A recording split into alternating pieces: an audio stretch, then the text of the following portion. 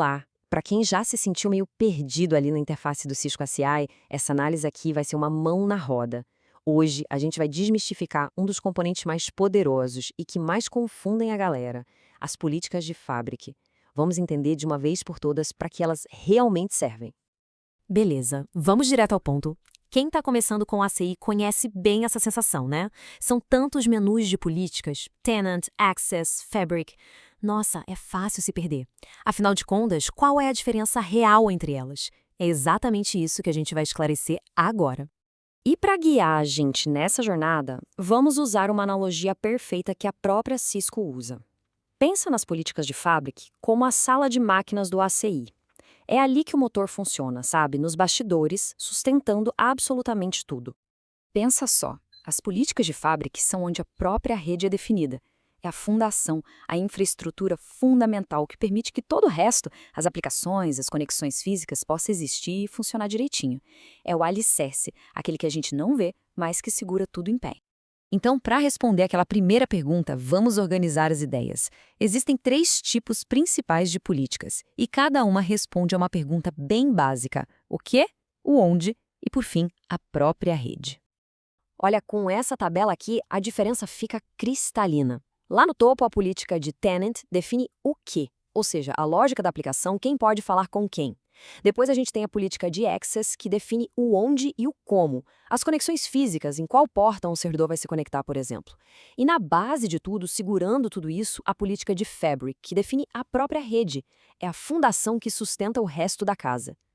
Certo, agora vamos entrar de vez na sala de máquinas. Essa fundação é construída com base em 2 tipos de regras. Aquelas que governam a estrutura inteira, que a gente chama de políticas globais, e aquelas que se aplicam a locais específicos, as políticas de pod.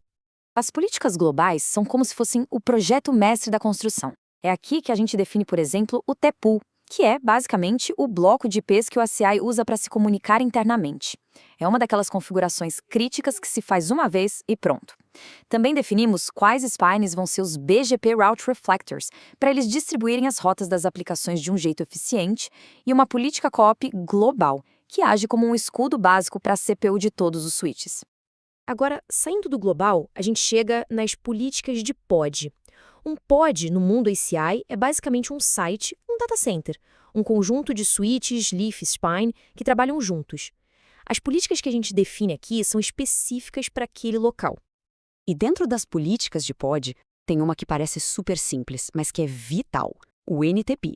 É aqui que a gente define qual servidor de tempo todos os equipamentos daquele pod vão usar para manter os relógios sincronizados. Parece uma coisa boba, né? Mas a realidade é bem diferente. Porque se o NTP falhar e os relógios dos equipamentos começarem a ficar diferentes um do outro, simplesmente tudo para. É isso mesmo. A replicação de dados entre os controladores quebra. Os logs perdem todo o sentido. A Fabric inteira, sua rede toda, simplesmente para de funcionar. É um ponto único de falha com consequências drásticas. Não é à toa que o pessoal classifica isso como absolutamente crítico. Além do NTP, outros protocolos essenciais são definidos aqui. O Easy é tipo o Waze interno da rede, que deixa os switches se encontrarem. Já o COP é o protocolo de fofoca que os spines usam para saber onde cada servidor está conectado. E o mais legal é que, na prática, a gente quase nunca mexe nisso. Os padrões simplesmente funcionam muito bem. Bom, até agora, a gente construiu a fundação. Agora vamos ver como as políticas de Fabric permitem não só ajustar o comportamento dessa fundação, mas, mais importante ainda, como elas conectam essa estrutura a sistemas externos. É aqui que a nossa casa se conecta com o mundo. Nas políticas de switch, a gente consegue fazer uns ajustes finos. Por exemplo, dá para aplicar uma proteção de CPU, um COP, mais parrudo num switch de borda, que está mais exposto. Ou então configurar o Storm Control para impedir que a falha de um único dispositivo derrube a rede toda com uma tempestade de pacotes.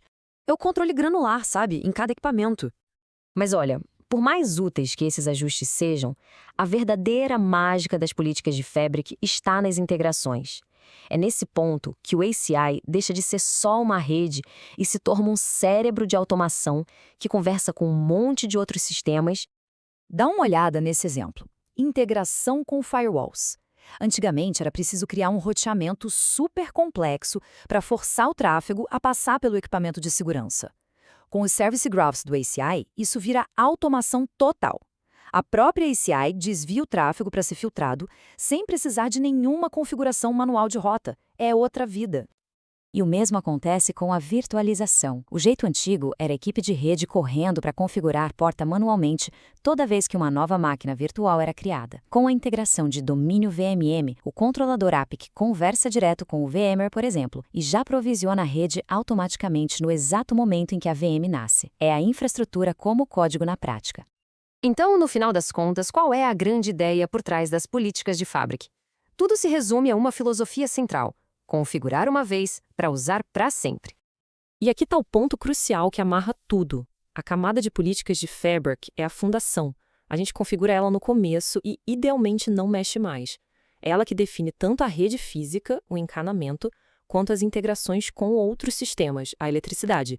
E é por isso que ela é fundamentalmente diferente das políticas de acesso, que lidam com as conexões do dia a dia, e das de tenant, que definem as regras das aplicações que estão rodando lá em cima. Isso nos deixa com uma última reflexão.